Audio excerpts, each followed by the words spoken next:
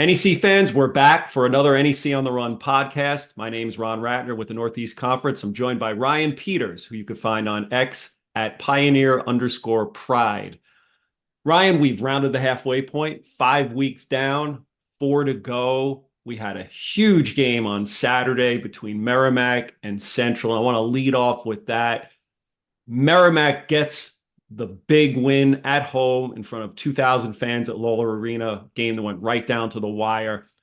Merrimack gets the sweep. They are now tied for first place in the NEC at 7-2. And just when you thought Central might be able to put some space between themselves and their challengers, now we got a dogfight, and we'll talk about the other teams that are challenging right behind them as well. What were your thoughts from the game on Saturday? I mean, it really was a dogfight on Saturday, and it looked like it was going to be a typical Merrimack win against Central. They're kind of coasting in the second half. They created some separation. They're up double figures. Credit to Central. They'll come back in those final 2 minutes and get it to a point where that Alan Jean Rose shot. I don't know if you want to get into the goaltend or no goaltend debate. Probably not, but that was very close. It was an exciting finish, and credit to Merrimack. Defensively they weren't great, but they did just enough offensively to win that game. 65% from two, 48% from three in that game. Derkack had 22 points and 11 shots. Devon Savage, lethal from behind the arc, five triples, and they get the critical home victory to tie with the Blue Devils at 7-2. It's going to be a photo finish with these two, I think. Yeah, I have no problem seeing them go round three in the playoffs at some point, right? It's a great game. Absolutely. The thing with the Warriors is they're playing defense at like a historic level. I mean, right now they are currently top 70 nationally in defensive efficiency. The last team to finish in the top 70 in defensive efficiency was Monmouth back in the 2005 2006 season when they were 57th in the country. So Merrimack is playing defense at a higher level than they did last year. Well, Jordan Miner, and the year in 4 years ago with Javaris Hayes leading the top of that zone. So just an incredible job by Joe Gallo and the coaches to get this team to play defense at such a high level. They didn't necessarily win it with defense for the entirety of Saturday's win against Central Connecticut. They found another way to win, but this team defensively is so lethal, and it's going to keep them in games, especially in March. So what do you think is the key to cracking that zone? And what team in the NEC do you think has the best chance to do that in a playoff scenario? You need elite shooters. I look at FDU last year. FDU beat Merrimack twice, and they lost them by 1 point in the NEC tournament final. They had a guy like Grant Singleton who could shoot 27, 25, 28 feet out. He was hitting 27 footers, I believe, in that Merrimack game in the regular season. I think it might have been at Lawler Arena, but he was just draining it from deep. You need elite shooters. You obviously need a really good post presence. I think back to like Tanner Thomas. He had a couple big games against Merrimack, kind of attacking the middle of that zone. He would get into the middle of the zone and kind of post up Jordan Miner and go at him one on one. You really need playmakers, shot makers, and then playmakers in the interior. If you don't have that, I don't think you have much of a chance, honestly. The only other thing is you try to get out and transition against this team, but Merrimack is so good at getting back on D. They only usually send one or two guys to the offensive glass, and they have at the very least three guys coming back. So your fast break points are few and far between when you're playing Merrimack. So you got to try to get those live ball turnovers on defense and go up the floor as quickly as you possibly can to get some semi-easy looks at the basket. Two things to me that stood out from the game is one, Merrimack shot 10 for 21 from 3-point range. So if Savage is knocking them down and McCoy gets a couple of them, and if Derkack, or Clark can hit one or two of them, that makes that team even harder to beat, right? If they can put up 70 points in a game, they're in pretty good shape. Oh yeah, I don't know what the record is the last 5 years when they've scored 70 or more, but I'm sure it's very overwhelmingly in favor of them. Yeah, when Savage is such a critical piece of this, like when he can make corner threes the way he does, he was one big reason why they won.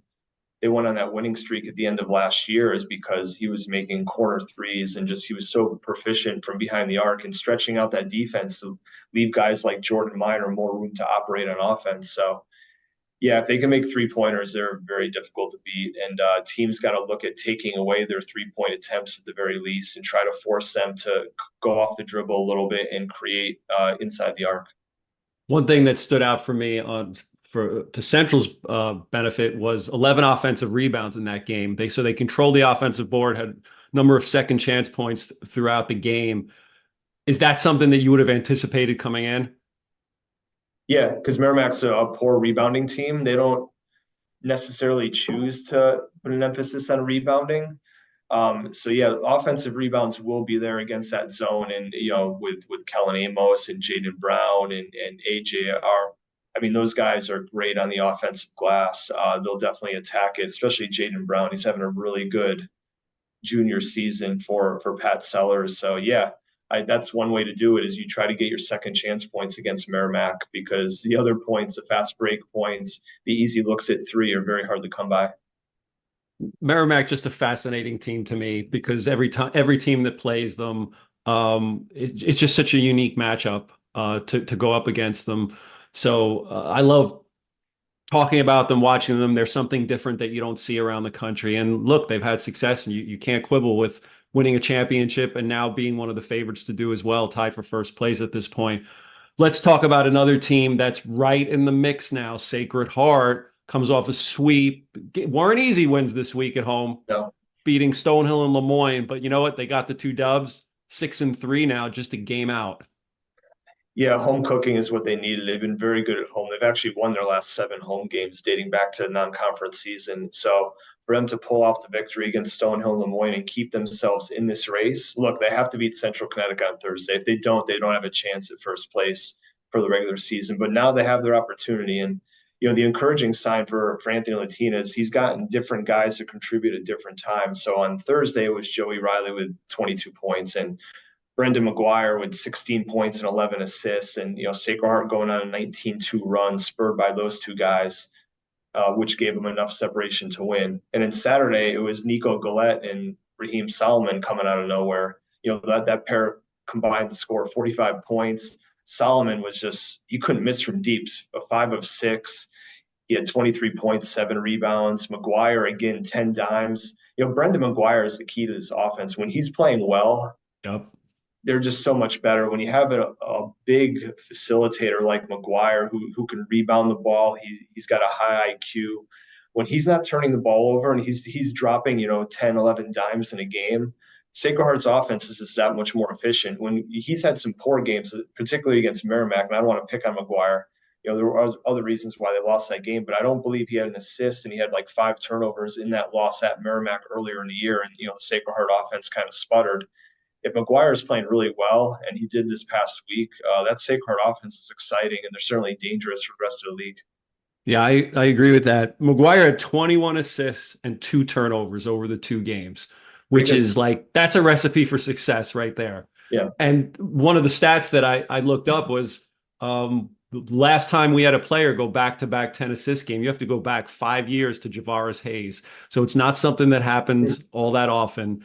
And he sees the floor as good as any player in this league. He sees over the guys guarding him, whether you want to call him a point forward, a point guard, whatever it is.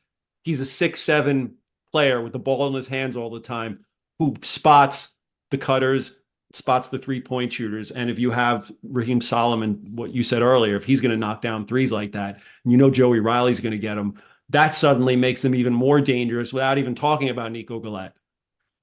Absolutely. I mean, when you have shooters like Riley and Solomon, and then a post guy like Sobel, to have that facilitator who has elite court vision. Let's be honest, elite court vision. You could see over the top of most guards at 6'7", or whoever's guarding him. But he's also really good in transition too. He could get up and down the floor pretty quickly, and he's good at kind of facilitating the open floor. So yeah, he's a table setter. Anthony Latina has always been bullish on Brendan McGuire. I should say healthy Brendan McGuire. When he's healthy, this team is different. That offense is definitely built different, and it's going to be fascinating to see how they match up against Central Connecticut on Thursday. Another challenger we need to talk about is FDU. So one of the things I wanted to say about FDU is they started 0-2, and I'm covered this league as much as anybody. It's my job, but they've seemingly, to me, snuck up on everybody here. They've won 5 of 6. And it's like you don't even realize it that they're back here. They're 5-3. So they're a half game behind Sacred Heart, a game and a half behind the two leaders. And things are starting to come together for them now. So they too have a big week ahead where they could find themselves, right up with the Centrals and the Merrimacks when all is said and done this week. Yeah, so FDU's taking care of business, right? They beat Stonehill twice, they beat St. Francis, they beat LIU. That was a home win. They won a tight one against Sacred Heart where they were dominating, and then Sacred Heart came back. So they've taken care of business to get themselves in position. This team, again, offensively, they have a lot of potential. Hero Blygen was terrific on Saturday, 17 points. He was like slicing and dicing the Sharks every which way. I love he's like an old school two guard. He doesn't shoot any threes. He's only going to shoot the free throw line and in, but it doesn't matter. He's really hard to guard. He's great, like cutting off the ball. He'll get you an offensive rebound at times. He's good in transition. So you combine him, of course, with Ansley Almero. We know what a great shot maker he is, especially at 6'8". He's so hard to guard at the five. Sean Moore has now scored at least 13 points in 5 straight, and he had a double-double, 15 and 10 effort against LIU. So this team's got talent. Like Sacred Heart, they have talent. And so when they're firing at all cylinders, they're also a dangerous team. Yeah, we'll talk about their game coming up this week. And another Central has a huge week coming up because they host Sacred Heart, then they host FDU. So, in this league, things can turn on a dime, right? Like two wins can take you out of contention or take you right to the top. So FDU is going to have a chance. They host Wagner on Thursday, which again, not an easy game. Then they head out to Central on Saturday. Bubbling down below these teams, anything catch your eye from the weekend from, Lemoyne, Wagner, LIU, Sacred Heart? Actually, we should talk about Stonehill getting their first win this season. Yeah, it was a tough week for Lemoyne. We knew it was going to be a tough road trip for them. Wagner, it's been pretty tough for them, obviously, with the 7 guys, the Seahawks 7. I know they added the walk on, but they're kind of struggling a little bit. Although they did get a really good win against Lemoyne on Thursday, but then a tough loss against Stonehill. And the Stonehill team, I think they're much better than what their record indicates, without a doubt. I mean, Zagorowski, 20 points in the win. Had eight shots, 6 rebounds, 2 assists. Tony Felder's a playmaker. I like this team. I think they're going to pick off a couple teams here in February, and I don't think anyone really wants to play them in the first round of the NEC tournament, quite honestly, because Chris Kraus is a veteran coach. They had success last year, and they're finally starting to get fully healthy. They were decimated with injuries early in the season. They barely had enough bodies in the front court, but with Felder, Zagorowski, Brogna, Thatcher Stone gives you some good minutes occasionally. I mean, they have talent on this team, and they definitely could kind of upset the top half of that NEC come February and March. Yeah, they're in a stretch now. They had played 3 in a row on the road, so they're in a stretch now with three or four at home. So maybe they could start making some headway. But as I'm looking at some of their scores now, they lost by 5, they lost in overtime, they lost the game by 3, they lost the game by 5. So they've been right there. So it's just a matter of closing. And you could say, look, they lost, Sims and Burnett, there's these guys from last year that were all-stars in this league. And maybe it's just taken some time for them to get together and to get healthy. Yeah, I mean, this has kind of been a gap year for Kraus, right? Because he had so many veterans from last year. And you're also, Shamir Johnson, and they had a bunch of guys that were like cagey veterans on that team from last year. I'm a little surprised that they had that losing streak, because I thought when they almost beat Rutgers, and they literally were almost there beating Rutgers, they lost to them by 1 in Piscataway in late December. I thought Stonehill would be a middle tier team. So like you said, they've had a lot of heartache, a lot of close losses. They lost to LIU at home in a close one. You mentioned overtime loss to Fairleigh Dickinson. Again, they lost at LIU in a tough one. They were leading Sacred Heart by 9 early in that second half on Thursday, and Sacred Heart goes on a late run to pull away. So this is a better team. Again, this is a better team than their 1-8 record in the NEC would indicate, and they're going to win some games down the stretch. I feel pretty comfortable about saying that. Ryan, now let's get to our spotlight interview this week. We're going to welcome in Merrimack's Jordan Derkack. For this week's NEC on the Run interview, we are super excited to bring in Jordan Derkack, the NEC's leading scorer from Merrimack. Jordan, thanks for taking the time to chat with us today. Thank you, guys. I'm really excited. All right, so let's get going. Big game on Saturday. Merrimack Central, battle for first place. We had a packed house at Lawler. I know you love playing in these sort of environments. Tough win. Like you guys were rolling. You had a great game. 9 out of 11 shooting, real efficient, 22 points, 6 assists, 4 rebounds. You were kind of coasting throughout that game, but then Central would not go away. They came back hard, went right down to the buzzer. How were you able to put this one away in the end? Coach Sellers, coach of Central Connecticut, he's got a great group. They play really hard. They're old. So we knew they were never going to quit. We didn't think it was going to end up like that. We had a pretty sufficient lead towards the end, and they did a great job cutting into it. And then we had our game plan coming into the game, and we executed it pretty well. And then we were able to finish the job. Jordan, I'm curious because you went from being the 4th or 5th option last year as a freshman to being the man, after several players decided to move on from Merrimack last offseason. What kind of transition has that been for you? And at what point did you really start to embrace being the lead guy for Merrimack? We had a lot of guys step up this year so far, and we knew in the summer we were going to lose some guys after people entered the portal. We knew some guys were going to have to step up both as leaders and then on the court as well, playing, getting points, assists, rebounds, all that stuff. And during the summer we had a couple practices where I felt as if I can take this group and I can help do my part and bring this group to the next level as a leader, and that's what I've been trying to do. When you were in high school and you're getting recruited by Merrimack, I'm just curious, did you have any hesitancy in playing a program that featured exclusively a zone defense? I'm one of those kids, man. I got stuck in the COVID a pandemic, so I finished my senior year of basketball with 0 offers, and then I had to go to prep school. And Coach Gallo, Coach Mick, and Coach Phil saw me out at prep school. I knew that they played defense, but it was weird for me because I didn't really have a lot of time to decide. I watched a little bit of film, and you know how that zone looks, man. I mean, one second you're like, oh, it's a zone, and then the next second you're like, oh, it's man. So you don't really know unless you get told. And then you get to campus and it's a zone. It's a zone real quick. You get to know that. Yeah, why do you think you've excelled at playing in that zone, with your skill set and being at the top of that zone with your size and athleticism? Why do you think it's worked for you? Yeah, we do. So we do a great coaches and managers and stuff. We do a great job of repping it every day. I would say that our practices are mostly defense. Coach Gallo is a defensive oriented coach, and he's got me really good at seeing the angles. A big thing for me was Gallo kind of lets me see the next play. It's one of our rules is see the next play. So just because something is not in the rules or just because it's not supposed to be my run somewhere, Coach Gallo kind of gives me the reins to run to the next spot if I see something. And for the most part, yeah, it's been really working for me.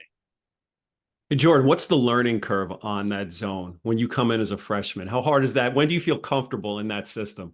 So it's interesting because there's 3 positions: the guards, forwards, and goalies. I would say that they're all very, very different. The guards is, if you're not in shape, you better get in shape because it's a lot of running. I would say the forwards is mostly mental. You got to know when you're going down. You got to know when you got to get out, when you got to bump, all that stuff. And then the goalies is playing hard, running the floor. Make sure you're being big back there and not chesting up and not fouling. For me, it was tough because I found myself running around a lot. And I was getting really tired early last summer, and then I had some coaches clip up some of the older guys' zone clips, and I kind of understood. Here's where my feet go. I don't got to take 7 steps when we got an older kid taking 3 steps to get to the same spot, and I think that's really helped me. Love that insight. That's awesome. Let's talk about, Ryan mentioned high school. Let's talk a little bit about Colonia and some of your siblings. So we're here in Central Jersey here in the NEC. So I'm kind of plugged into the New Jersey high school scene a little bit. Colonia High School, we had Justin Chiera like 20 years ago from Central Connecticut, was a star in the league. Your sister is committed to UMass. Your brother, Aiden, just lit up the school that my son went to a couple of weeks ago. He's starting to blow up there. What's it like in the summer when the three of you are together? I don't know if it's in the backyard or the playground. How intense does it get, for one? And then two, how proud are you of are you right now of Taylor and Aiden? Yeah, so we're fortunate enough to we had bought a house a couple years ago that actually had a full court basketball court in our backyard. Nice. So things get dicey in the backyard. Those rims also get down to about 8.5 sometimes, and it turns into a little bit of a dunk contest. But, I'm super proud of my siblings, man. They put in the work. I don't see kids. You don't see kids that young put in the work that they put in. So I'm super proud of them. Aiden's doing his thing in high school right now. He's taken the Central Jersey by storm right now. I think I knew it was coming. We had a couple people know it was coming last year. But I would say that he's doing a really good job. And then Taylor, I'm super excited. She's super excited about UMass. Coach Leffler, head coach of UMass, he's awesome. We went on the visit, and he's nothing but positivity, and he's awesome. So I'm super excited for both of them. I'm proud of both of them. All right, the Derkack dynasty will continue then for what, another 6 years maybe, right? Your brother's a sophomore only. Yes. Nice. Jordan, I enjoy going to your synergy page because it's unique, because for a guard, you're efficient in stuff that guards typically aren't efficient, offensive putbacks, posting up. You've made 70% of your post-ups per synergy this year. So I'm just curious, when did your post-up game develop? Was that something you developed in high school? Was that something that Coach Gallo and the staff identified as potential strength, given your above average size relative to NEC guards? Take me through that. Yeah, so I knew my dad's 6'6", my mom's about 5'8", so I knew it was going to come at some point. I was 6 foot 6'1" as a senior in high school, so I was not posting up. And then I got to prep school. I grew about 4 inches, put on about 30 pounds, and then I realized that I'm bigger than these guys guarding me. So let me get into the paint a little bit. And my dad has always been a good facilitator for me. He's been awesome. He was a back to the basket player at some point in his career, but as ferocious as he is, he gets these putbacks. He got all those steals and everything that I'm getting. So I applaud most of my back to the basket skills from him. Yeah, and it's just not post play. You're a jack of all trades. You can kind of do it all. If you had if you came down to the final, minute of the game and you have the ball in your hands, what would you want it to be? A successful post up, a coast to coast transition dunk, a runner in the lane, or maybe you dish off a spectacular dime to a teammate? What's the dream play for you to help Merrimack win a great game? Obviously, I'm a very cerebral player, so I would like to see what the fouls look like, if we're in the bonus, if we're not in the bonus, who's hot, who's not hot. I'm trying to ultimately get the highest percentage look at the rim. In that case, it could be, if Dev Savage is shooting it like he's shooting in the last game, it's probably going to be Dev Savage. If Brian Atumnu is finishing like he has the rim the last couple of games, it's probably going to be Brian. So it would just depend on how it's going to go. Jordan, defensively, Merrimack's playing at an even higher, more even. Let me start again. Jordan, defensively this season, despite the fact you lost your goalie from last year, Jordan Minor, and some other guys, you're playing at a higher level defensively than you were in 22-23.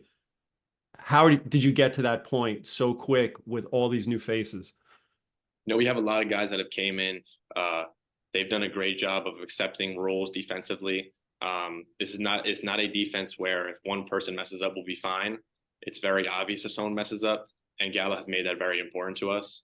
The new guys and the guys that have came in, they've done a really good job of blending in at first, and now blossoming as the season has gone. We have Jacob O'Connell. He came in from Princeton, and at first, he was struggling a little bit just with some slides and stuff and chesting up the ball. And now, he's been phenomenal for us. He's blocking shots. He's altering every single shot when people are near him. So he's doing a great job. And all the new guys in general, they've been staying the course, and I'm excited to see what the rest of the season entails for us defensively. All right, let's just talk a little bit about the rest of the season. You have games coming up this week at LIU, then against Lemoyne. You're right now 7-2. You're in a pretty good spot, tied for first. You've split the series with Central. You have some challengers right behind you, and Sacred Heart and FDU. If you're going to go back to back this year, what's the key? What is Coach Gallo emphasizing for you to kind of to get back to where you were last year and this time make it to NCAAs? So our whole thing is take it one day by one day, even one practice by one practice. Most important day is right now, is our practice in about 30 minutes. And, every game is one game. So right now we're focused on LIU, and after LIU, we'll focus on the next team. And that's just how it goes. And that's the best way to make sure you're focused for every game and you're locked in. And we're focused on every game. I can't even truthfully, I can't tell you who the rest of our schedule is. I really just know we have LIU on Thursday at their place. There it goes. Jordan Derkack is locked in, as is Merrimack. We'll see them this week on NEC TV. Jordan, thanks so much for the time. Continued best of luck. You're having a great season, and we'll see you down the line. Thank you, guys. Ryan, that was fun talking to Jordan. I really thought he gave us some tremendous insight into what that Merrimack style and that Merrimack system is all about. Yeah, I love the point that you have to be in shape to be in the top of that zone. That seems evident. I mean, those guys are just moving around. It's chaos. You don't know what their next move is going to be, and they're always like thinking a play ahead. And I think Derkack is a perfect person to put at the top of the zone, not just because of the length and athleticism, but he mentioned he's so cerebral. He's thinking ahead. He could see the next play that the offense is doing. So it's a perfect fit with Derkack and Joe Gallo for sure. Ryan, now that we've done a swing around the league, let's look at upcoming TV games this week. We already mentioned it. FDU Central on Saturday, ESPN Plus, and a Yes Network game in New Britain. This has huge implications in the game. What do you see coming from this matchup? It's a huge week at Dietrich Gymnasium. There's no doubt. Central Connecticut handled FDU pretty convincingly in their opening game at the Rothman. Something to keep an eye on for that one. Central Connecticut outscored FDU 14-1 on transition points. They were plus 10 in rebounding margin. They were plus 14 in points in the paint. So it was a dominant effort. I'm looking for Jack Castleberry's team now coming off 5 of 6, winning 5 of 6. That only loss being against Central Connecticut. I think they're going to put up a much better fight, and it's going to be a fascinating matchup. Looking forward to see how they guard Ansley Elmanor, Central Connecticut. Are they going to put? I assume they put Alan Jean Rose on him. He's the most versatile defensive big man in this league. I think he can guard 1 through 5. So that's going to be a fun matchup between Elmanor and AJR. This week, two of the biggest games at Dietrich Gymnasium in a long time. Sacred Heart Thursday, and then FDU and our TV game on Saturday.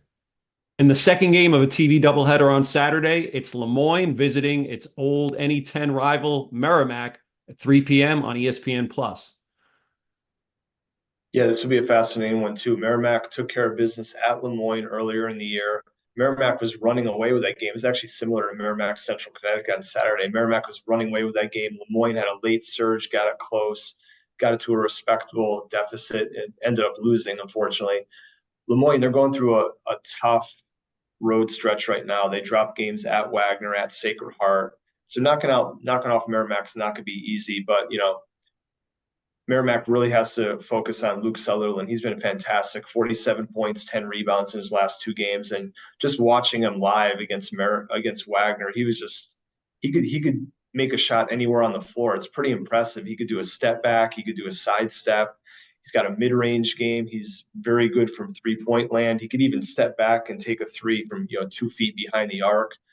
He's really efficient around the rim. So Luke Sutherland, I'm really keen on him. Right now, he's an all-conference player. It'll be fascinating to see how this zone handles Sutherland's playmaking ability. Ryan, you're the one that said that one of the ways to try to beat Merrimack is with shooters, and Lemoyne comes loaded with them, right? Absolutely. You need a good game out of Kai Cleary. You need Sutherland to hit shots. McLean as well. I mean, it's going to be fascinating to see. Obviously, that Merrimack defense thrives itself on preventing 3-point attempts. So Lemoyne loves to take 3-pointers. Going into the Wagner game, they took 49% of their shots from deep. So obviously, Joe Gallo is going to be kind of looking for okay, let's hold Lemoyne to 20 or fewer 3-pointers. So we'll see who wins that battle. We're going to probably see a lot of deep threes, maybe a three at the logo even. It's going to be fun to watch. Fun game on tap on Saturday. Lemoyne Merrimack, 3 o'clock on ESPN+. That'll do it for this week's NEC on the Run podcast. I want to thank Jordan Derkack from Merrimack for taking some time to talk to us. Ryan, as always, thank you for joining me. We have a huge week ahead. I can't wait to talk next week and see how it all plays out. Yeah, the standings will really be defined in the following week for sure. We're gonna know who the contenders are, the true contenders, and who's behind them. Thanks for joining us on the NEC on the Run podcast on the NEC Overtime Pod.